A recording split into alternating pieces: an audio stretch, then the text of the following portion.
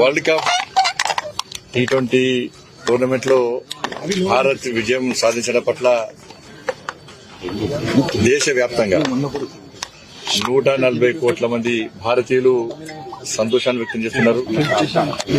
నిన్న దేశవ్యాప్తంగా ఒక కర్ఫ్యూ వాతావరణం, తప్పకుండా భారత్ గెలవాలని చెప్పి అనేక మంది పూజలు చేశారు, అనేక మంది ఆశతో ఎదురు చూశారు, భారత్ గెలవాలని కోరుకున్నారు.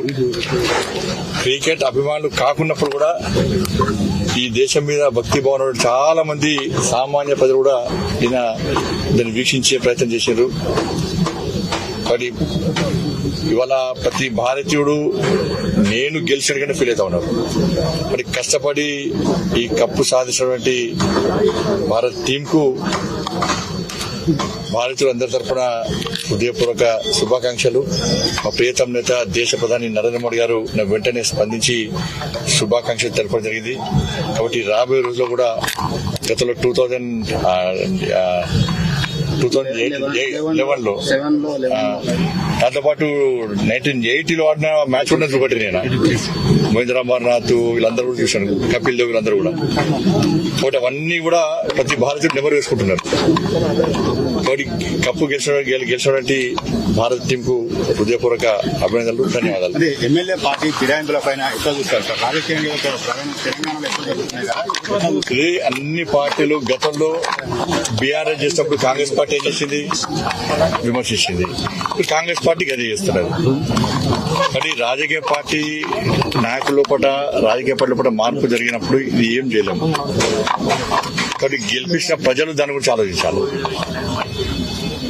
ఇవాళ అధికార పార్టీ కూడా ఇవాళ వాస్తవ విషయం, అధికార పార్టీ ఎంత దుర్మార్గానికి దిగజారుతుందంటే ఇవాళ కేవలము కాంగ్రెస్ పార్టీ శాసనసభ్యులకు మాత్రమే నిధులు ఇస్తున్నది.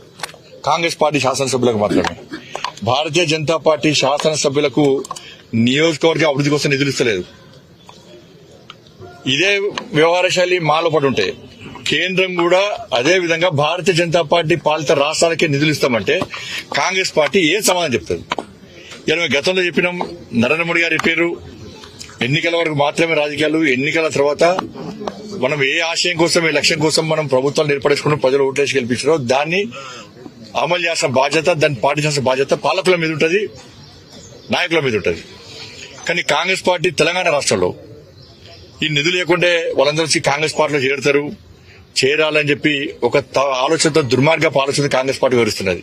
నేను మళ్లీ హెచ్చరిస్తున్నా, మీరు అదే విధంగా వివరిస్తే, మేము కూడా అదే విధంగా వివరిస్తే వాళ్ళ తెలంగాణ రాష్ట్రానికి నష్టం జరుగుతుంది, తెలంగాణ రాష్ట్ర ప్రజలకు అన్యాయం జరుగుతుంది, తెలంగాణ అభివృద్ధి కుంటుపడుతుంది. మేము తెలంగాణ రాష్ట్ర అభివృద్ధి కట్టుబడి ఉన్నాం. మేము ఇలా అనేక మంది మంత్రులు వచ్చి ఢిల్లీకి వచ్చి కేంద్ర మంత్రులు కలిసినప్పుడు పాజిటివ్ గా స్పందిస్తున్నారు, తప్పకుండా సహకరిస్తామంటున్నారు, సహకరిస్తున్నాం కూడా. కానీ దాన్ని మా పిరిగితనంగానో లేకపోతే చేతగాంతనం భావిస్తే దానికి ఇబ్బందులు మీకే వస్తాయి, ముఖ్యమంత్రి ఇబ్బందులు మీకే వస్తాయి. కాబట్టి నేను మళ్లీ రిక్వెస్ట్ చేస్తున్నా, మీరు మీ శాసనసభ, మీ పార్టీకి సంబంధించిన శాసనసభ్యులకు ఏ విధంగా నిధులు ఇస్తుందో ఇతర పార్టీ భారతీయ జనతా పార్టీకి సంబంధించిన శాసనసభ్యులు కూడా మీరు నిధులు ఇస్తారా, ఇయ్యరా? క్లారిటీ చెప్పండి. అంటే మేము దానికి ఏ విధంగా ఆలోచించాలో మేము ఆలోచిస్తాం. దానికి అంటే ఈ వ్యవహార శైలి కరెక్ట్ కాదు. గతంలో బీఆర్ఎస్ పార్టీ ఈ విధంగా చేసింది, తెలంగాణ రాష్ట్రం అప్పుల పాలైంది, ఏం జరిగిందో మీకు తెలుసు. కానీ ఒక్కొక్క మంత్రి పోయి ఢిల్లీ పోయి శాలగొప్పి వినతి పత్రాలు ఇచ్చి మేము నిధులు తీసుకొచ్చుకుంటాం, ఇక వీళ్ళతో ఏం కాదు అనుకుంటే ఇది మంచి పద్ధతి కాదు. నేను సూచన ఇస్తున్నా, నేను హెచ్చరిస్తలేను, నేను సూచన చేస్తున్నా. ఈ వ్యవహార శైలి దయచేసి మీరు మానుకోండి. అందరు ప్రజాప్రతినిధులు ఒకే రకంగా చూడండి. అధికారులకు వచ్చి అయిపోయింది,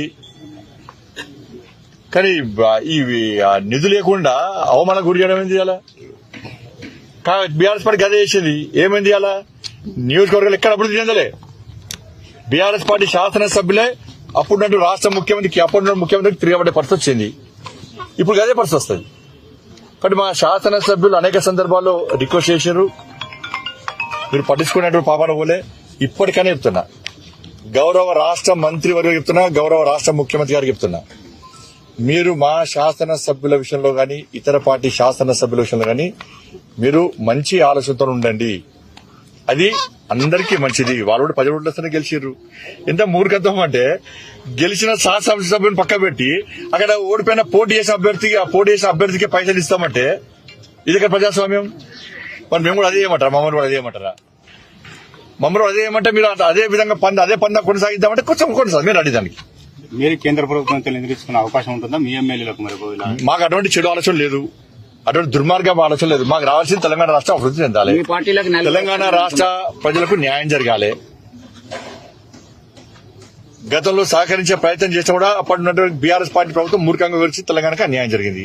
ఇప్పుడు అనేక మంది మంత్రులు కలుస్తున్నారు, ముఖ్యమంత్రి గారు కలుస్తున్నారు. ఏ విధంగా స్పందిస్తామో తెలుసు. కలిసిమెలిసి పోతున్నాం. అనేక సందర్భాలు మంత్రులు నాగేశ్వరరావు నేను పాజిటివ్ గా స్పందించిన. సహకరించడానికి మేము సిద్ధంగా ఉన్నాం. మా శాసనసభ్యులకు సహకరించడానికి, మా శాసనసభ్యులను గెలిపించడానికి నియోజకవర్గ అభివృద్ధికి మీరు సహకరిస్తారా లేదా మీరు ఆలోచించి చెప్పండి. రాజీనామా చేసిన మా పార్టీలో సిస్టమ్ అది, మా పార్టీలో పాలసీ.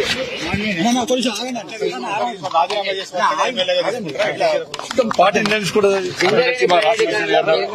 సింగరేణి ప్రైవేట్ కంపెనీ కేంద్రం కుట్ర చేస్తుంది అని చెప్పి ఆరోపణ చేస్తున్నారు. గతంలో బీఆర్ఎస్ పార్టీ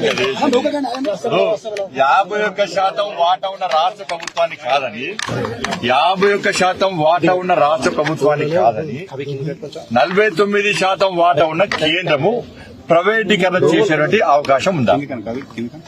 ఇది మళ్ళా చెప్తున్నా same to same BRS party ఏం తప్పులు చేసిందో బీఆర్ఎస్ పార్టీ నుంచి శిక్షణ పొందుతుంది. ఏది కాంగ్రెస్ పార్టీ సేమ్ పందం కొనసాగిస్తున్నది. అదే ప్రజా వ్యతిరేకత అట్టే చూడకుంటారు. ఇలా గుర్తుంచుకోవాలి. సార్, తెలంగాణలో జనసేనకు కలిసిపోతామని చెప్పిండు, బీజేపీతో కలిసిపోతాం అన్నారు. మరి ఆలోచన మంచిది కావచ్చు. ఇప్పుడు జనసేన అధ్యక్షులు ఎవరు? పవన్ కళ్యాణ్ గారు. వారి ఆలోచన వారు ప్రకటించారు.